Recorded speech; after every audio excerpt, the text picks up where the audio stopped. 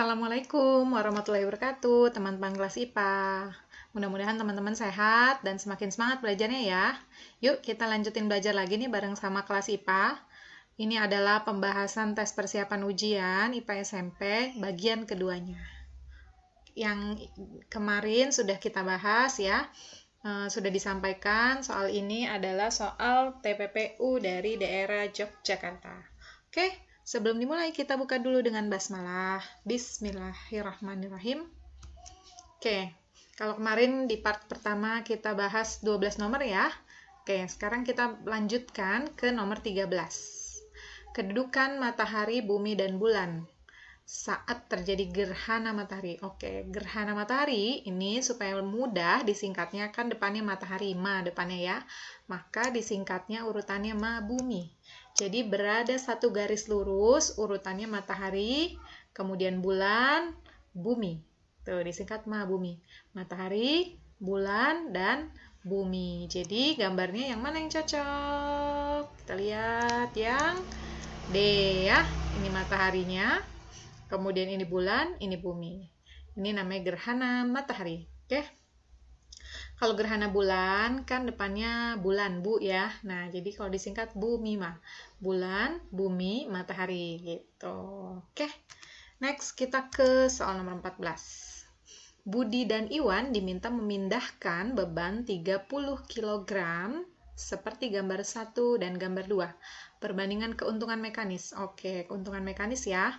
Ini adalah tuas. Oke, tapi tuasnya beda nih, tuas jenis 1 dan tuas keduanya. Jadi tuasnya Budi yang gambar 1, ini adalah tuas di mana bebannya di tengah-tengah, lihat ya. Ini titik tumpu. Kemudian beban, ini kuasa. Jadi ini tuas golongan 2. Sementara tuas yang dipakai sama Iwan di gambar 2 ini tuas di mana titik tumpunya di tengah-tengah. Tuh ya, di antara beban dengan kuasa. Jadi ini namanya tuas golongan 1. Oke. Diingat-ingat lagi, di-remind lagi. Ya, jadi tuas itu dibagi jadi 3 golongan. Tuas golongan 1 di titik tumpunya di tengah-tengah, tuas golongan 2 beban di tengah-tengah, tuas golongan 3 itu adalah kuasa yang di tengah-tengah. Jadi kalau disingkat TBK. TBK, tuas golongan 1 T, tumpu di tengah. Tuas golongan 2 B, beban di tengah. Tuas golongan 3 K, kuasa di tengah. Oke. Ya udah, kita langsung cari aja keuntungan mekanisnya ya. Jadi keuntungan mekanis, karena ini keuntungan mekanisnya tuas, itu rumusnya pertama bisa W per F atau LF per LW. Ya, karena F-nya nggak diketahui, jadi kita pakainya yang LW dan LF aja ya. Oke, kita tentukan dulu yang pertama ini, LW-nya. LW itu adalah jarak dari tumpu ke beban. Jadi LW-nya di sini 0,25. Sementara LF-nya adalah jarak dari tumpu, dari sini nih ke kuasa. Jadi, jaraknya adalah 1,25, ini kan sampai sini. Kemudian ditambah 0,25, jadi 1,5 ya. Maka kalau kita hitung keuntungan mekaniknya yang dipakai oleh Budi, tuasnya Budi, LF per LW 1,5 dibagi 0,25, 6. Oke. Sekarang gantian, kita cari Iwan. Sama juga ya, LW-nya itu adalah dari titik tumpu ke beban, jadi 0,25. LF-nya tumpu ke beban. Nah, ini bedanya di sini LF-nya ya. Kalau ini 1,5, ini 1,25. Maka keuntungan mekaniknya adalah 5. Tuh, LF per LW 1,25 bagi 0,25, 5. Ya udah, langsung kita bandingin, ketahuan ya. Jadi Budi banding Iwan adalah 6 banding 5. Oke, gampang kan? Next ke soal nomor 15. 2 orang penyelam berada di dalam air seperti gambar. Massa jenisnya 1000, gravitasi 10. Tekanan hidrostatis yang dialami penyelam 1, nih penyelam 1 yang ini ya, 80.000. Kemudian penyelam 2, 120.000. Selisih kedalaman kedua penyelam. Oke, yang tanya selisih di antara ini. Oke, jadi tekanan hidrostatis atau pH itu adalah Rho, yaitu massa jenis air, dikali G, gravitasi, H-nya adalah kedalaman. Tuh ya, kedalaman airnya. Oke. Nah, yang mau dicari ini adalah selisih kedalaman kedua penyelam kan? Oke, jadi langsung aja kita juga pakai selisih tekanan hidrostatisnya supaya dapat selisih kedalamannya nanti. Kita balik dulu karena yang mau dicari adalah kedalaman. Rumusnya jadi gini ya. Jadi tekanan P dibagi rho kali gravitasi. Ini boleh ditulis begini, boleh juga begini ya. Maksudnya sama, dia adalah tekanan hidrostatis atau tekanan zat cair. Oke, nah kalau udah, karena dia minta selisih, kita selisihkan jadi begini. Boleh juga ya. Jadi selisih kedalaman itu adalah selisihnya tekanan, tuh selisih tekanan 1 dengan 2, dibagi rho dan gravitasinya. Oke, jadi dah, langsung aja kita cari ya. 120.000 dikurang 80.000 per 1000 kali 10. 120 kurang 80, 4 ya. Jadi 40.000 bagi 10.000 adalah 4 meter selisihnya. Oke, kalau kamu mau hitung satu-satu boleh juga. Cari H yang si 1 ini. Tuh ya, masukin 80.000 per 1000 kali 10. Dapat berapa? Nah, kemudian yang penyelam kedua sama, 120.000 per ini. Nanti baru dikurangin boleh. Mau cara seperti itu atau mau langsung begini sama aja. Oke? Next ke 16. Oke, ini adalah materi gelombang ya. Berdasarkan gambar cepat rambat. Oke, cepat rambat. Cepat rambat itu rumusnya bisa pakai frekuensi, jadi panjang gelombang lambda dikali frekuensi, atau mau pakai periode boleh. Kalau periode berarti kebalikannya frekuensi kan, jadi dia dibagi lambda dibagi periode. Oke, nah lambda sama periode dapatnya dari mana? Dari gambar yang ada di sini.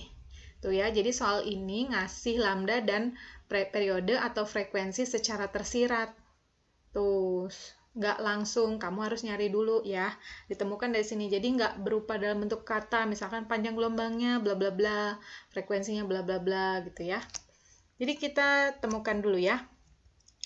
Yang dimaksud dengan panjang gelombang itu adalah jarak untuk satu gelombang. Nah, satu gelombang pada gelombang transversal itu terdiri dari satu puncak dengan satu lembah. Jadi sampai sini nih satu gelombangnya ya. Oke, nah kalau di sini 20 cm adalah, berarti kan setengah gelombang, cuma punya satu lembah nih, ini dari sini sampai sini cuma satu lembah, 20. Berarti kalau mau sampai sini ya, kalau mau si puncaknya ikut atau ke sini sama aja boleh. Kalau 20 itu cuma setengah gelombang, berarti secara otomatis ya, kan dia harus dari sini sampai sini nih, digambar tuh ya, nih, saya garisin. Ini namanya satu gelombang. Secara angka matematik nih, kalau ini 20, ini setengahnya, berarti kan sini ketahuan dong. Jadi, yang satu gelombang adalah 40 cm ya. Oke? Jadi 20 setengah, maka satu gelombangnya pasti 40. Maka 40 ini adalah, secara otomatis dia adalah lambdanya. Oke, jadi lambdanya bukan 20 langsung masukin, oh lambdanya berarti 20, bukan.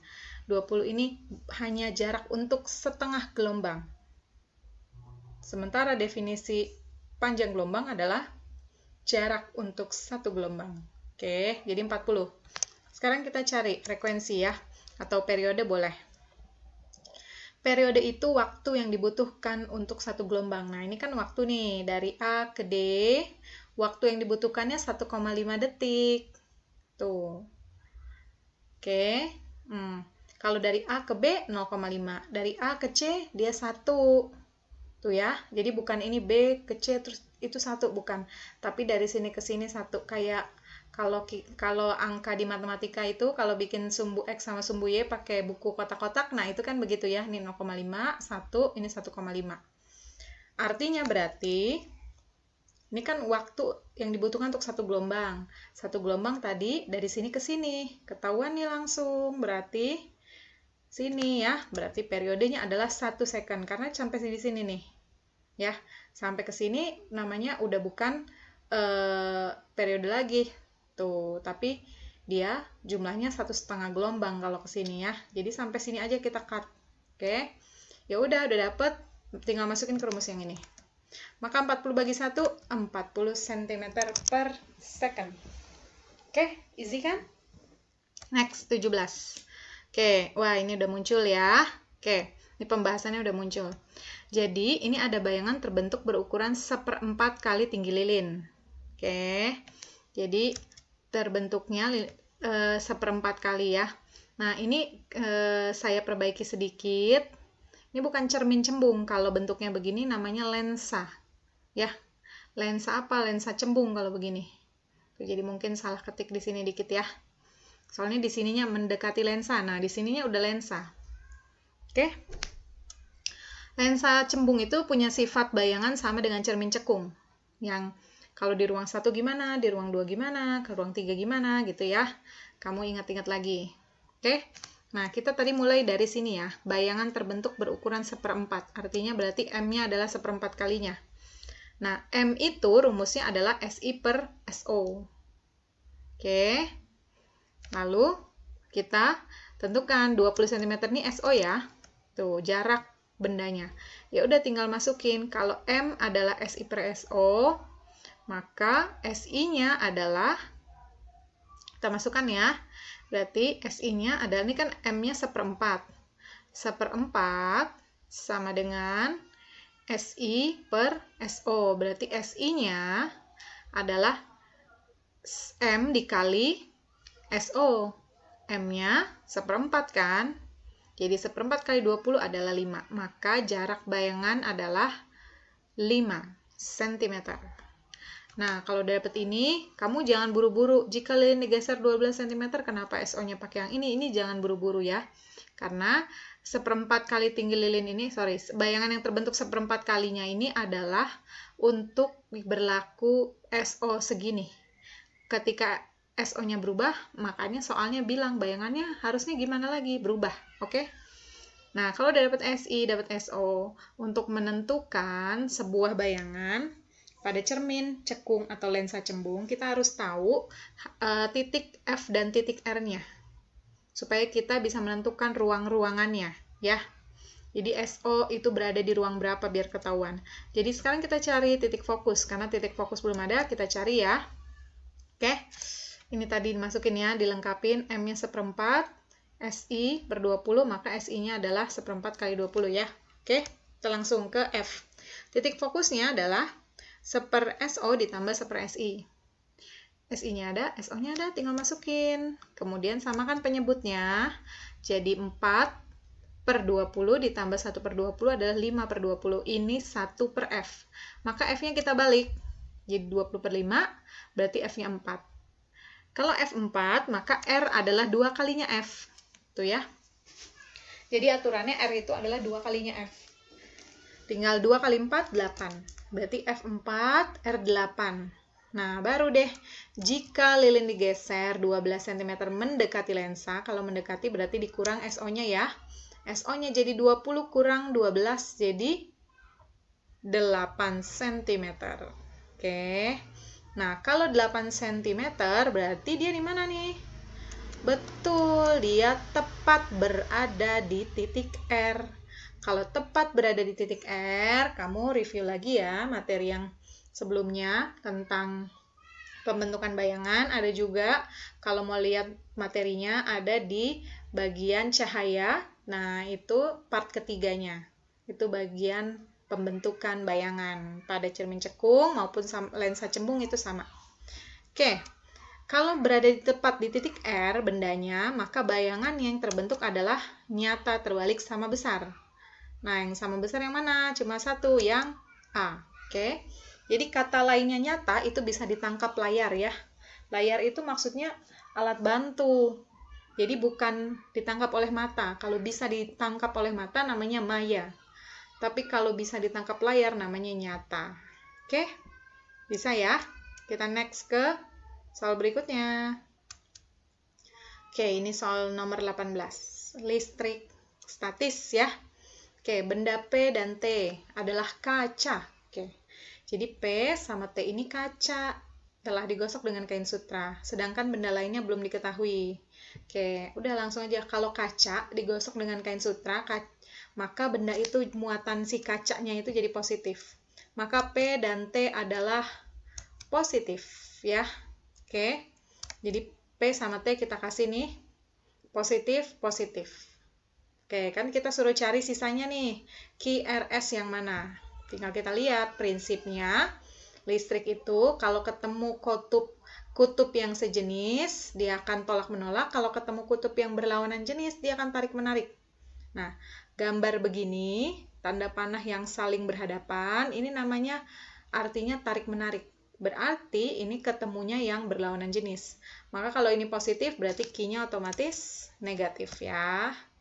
Ini juga sama, T positif berarti R-nya otomatis negatif. Q tadi Q kan ada di sini nih, udah kita temukan. Kita tulis ya, Q-nya negatif. Kemudian ternyata dia tolak-menolak. Tuh, jauh-jauhan panahnya ke sana. Jadi, S-nya kalau tolak-menolak berarti sejenis, maka negatif. Jadi, Q, R, S semuanya negatif. Yang C. Oke, bisa ya? Next, ke 19. Sebuah rumah sederhana menggunakan peralatan listrik. Berapa besar energi listrik yang digunakan selama 1 bulan? Oke, ini gampang, kita tinggal kali-kaliin ya. Jadi energi listrik W itu adalah daya P dikali sama waktunya, P kali T. Kalau alatnya ada jumlahnya kayak gini, berarti kaliin juga sama jumlah alatnya. Ya udah tinggal kali ya, 10 kali 4 kali 10 jam. 10 kali 4 kali 10, 400. Yang nomor 2 juga gitu, 5 kali 2 kali 10, 100. Yang ketiga TV juga 100 kali 1 kali 10, 1000. Setrika juga 300 kali 1 kali 3, berarti 900. Terus kita jumlah. Ya, kita kasih garis, kita jumlah. Ini kita jumlah, dapatlah 2400 satuannya watt hour. Gabungan dari ini watt dan ini pemakaiannya dalam hari, jadi hour. Oke, dalam 1 hari dapat segini. Nah, yang diminta adalah energi listrik dalam 1 bulan. Terus satuannya kWh, ini kan watt hour ya. Nanti jadi kita harus rubah ke kilowatt hour. Watt hour atau WH ke kWh sama seperti gram ke kilogram. Jadi tinggal dibagi 1000. Oke? Ini 1 bulannya 29 hari ya, Februari berarti ini. Ya udah kita cari dulu, tinggal kaliin 2400 kali 29. 69.600. Ini WH. Tadi harus dirubah ke kWh karena satuannya minta kWh. Tinggal dibagi 1000 ya. Hasilnya 69,6 kWh. Nggak ada kan di sini? Iya, emang kayak gitu. Ternyata nggak ada jawabannya ya. Tuh. Nggak apa-apa ya. Mungkin ada kesalahan ini aja, kesalahan pengetikan. Oke? Tapi intinya caranya paham ya. Oke? Kita next ke nomor 20. Gambar berikut ini menunjukkan sebuah magnet batang. Oke, kedua kumparan dihubungkan pada sebuah sumber arus DC. Peristiwa yang terjadi pada magnet batang. Oke.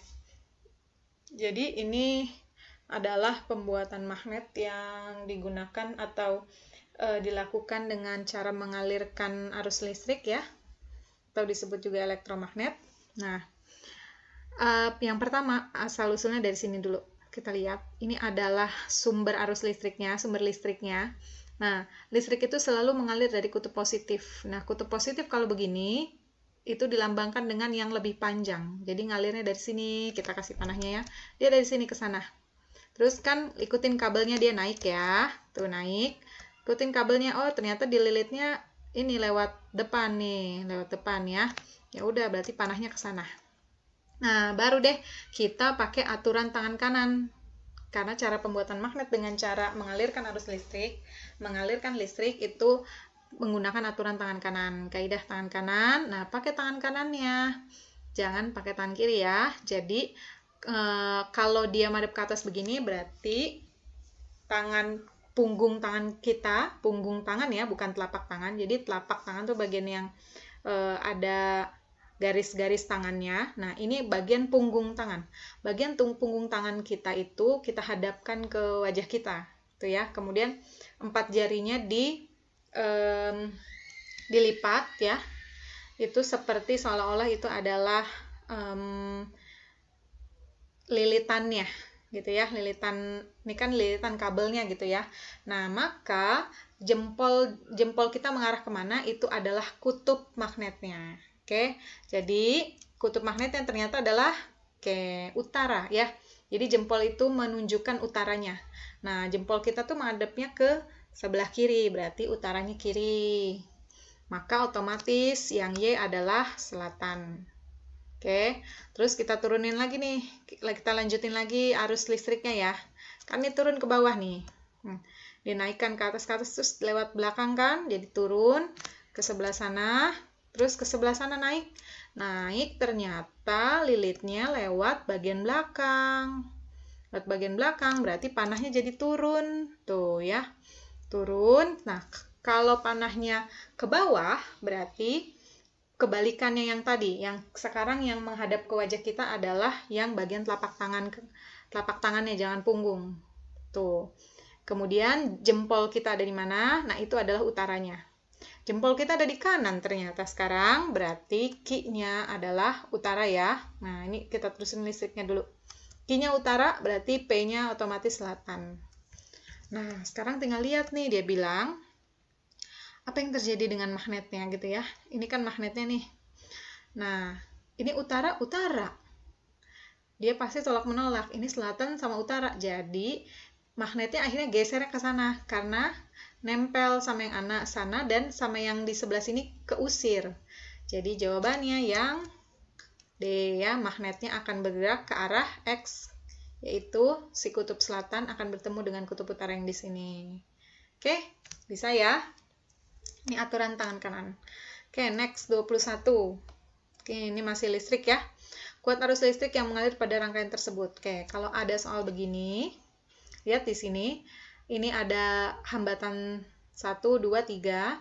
Tuh, hambatan ini dipasang secara gabungan ya. Jadi, yang begini bercabang namanya paralel. Nah, kita selesaikan yang paralelnya dulu, kemudian baru kita jumlahkan sama yang di bawah ini yang seri. Oke, setelah itu baru kita cari kuat arus listrik. Nah, ternyata ini ada yang namanya R kecil atau disebutnya hambatan dalam. Nah, hambatan dalamnya harus dipakai. Nanti kita pakai si hambatan dalam ini. Oke, ini epsilonnya atau tegangan pada sumber arus listriknya ya. Oke, kita cari tadi rangkaian paralelnya. Hambatan pengganti pada rangkaian paralel. Kita tinggal masukin 1/6 tambah 1/24. Kita samain penyebutnya, jadi 4 ya, 6 kali 4 jadi 24, jadi atasnya juga kali 4, jadi 5/24. Maka kita balik, 24 per 5, 4,8. 4,8 itu baru rangkaian pengganti di paralel. Sekarang kita gabung ya, sama yang seri. Jadi totalnya adalah 10 tambah 4,8, 14,8. Oke, kalau udah baru I-nya rumusnya. Ini rumusnya dasarnya adalah rumus hukum Ohm V per R. Tuh ya, tapi karena di sini ada hambatan dalam, jadi R-nya ditambahin lagi. Jadi E epsilon atau tegangan yang di sini per R besar plus R kecil. Kenapa ini lambangnya epsilon? Karena nanti ada lambang V untuk tegangan jepit. Nanti ada lagi tegangan jepit ya. Oke, jadi I-nya adalah epsilon per R besar tambah R kecil. R besarnya yang ini, R kecilnya ini. Ya udah, kita tinggal masukin ya. 3 per 14,8 ditambah 0,2 adalah 3 per 15 atau 1/5, 0,2 ampere. Oke, bisa kan? Next ke 22. Oke, lampu sepeda, dinamo sepeda. Jika dinamo sepeda berputar makin lambat, maka lampu sepeda menyala. Oke, ini kalau yang mungkin punya mainan Tamiya ya, nah ini juga pasti tahu ya. Kalau dinamo sepeda makin lambat, maka dia pasti akan makin redup. Kenapa? Karena perubahan medan magnet dinamonya makin lambat, sehingga GGL-nya akan makin kecil. Ya, jadi berputarnya dinamo itu semakin cepat berputarnya dinamo, maka GGL-nya juga akan makin besar juga. Ya, gitu. Jadi otomatis dia makin redup. Kalau yang punya mainan Tamiya tahu nih, ngerti ya. Oke. Ini gampang ya, pakai logika. Next ke 23. Oke. Sekarang kita masuk ke soal biologi ya. Perhatikan data berikut agar produktivitas jagung sesuai harapan. Maka benda-benda biotik yang harus dihilangkan, ada kata dihilangkan, supaya jagungnya tadi bagus sesuai harapan gitu ya kan. Pasti harapannya pinginnya panen jagungnya lebih tinggi gitu kan, produktivitas si jagung. Ya udah, kita tinggal lihat ya, apakah si jagung, ya enggak dong, kan jagungnya justru jangan dihilangkan. Rumput, nah betul, rumputnya kita hilangkan. Kadal, cacing, enggak, cacing kan bagian membantu untuk menyuburkan tanah ya, karena dia menggali-gali tanah. 5 cacing lagi, bukan belalang. Nah, belalang nih ya, kupu-kupu, tikus. Jadi 2, 6, dan 8 ya. Tuh, 2, 6, sama 8. Oke, nah ini mereka disebut juga sebagai hama ya, bisa dibilang. Makanya kenapa harus dihilangkan. Oke, 268. Next, 24. Ciri bergerak bernafas secara berurutan. Oke, ini gampang ya. Nomor 1, kalau ada gambar kayak gini, kita bersepakat bahwa dia bergerak. Walaupun, loh kan burungnya kayak begitu, pasti dia bernafas juga. Enggak, tapi maksudnya lebih kepada burungnya melakukan gerakan. Jadi ambil di bagian itunya. Kita ambil di gambar itu ingin menonjolkan apa ya. Jadi 1, bergerak. 2, ada ayam, ada anak-anak kecil, ini pasti dia berkembang biak ya, atau reproduksi.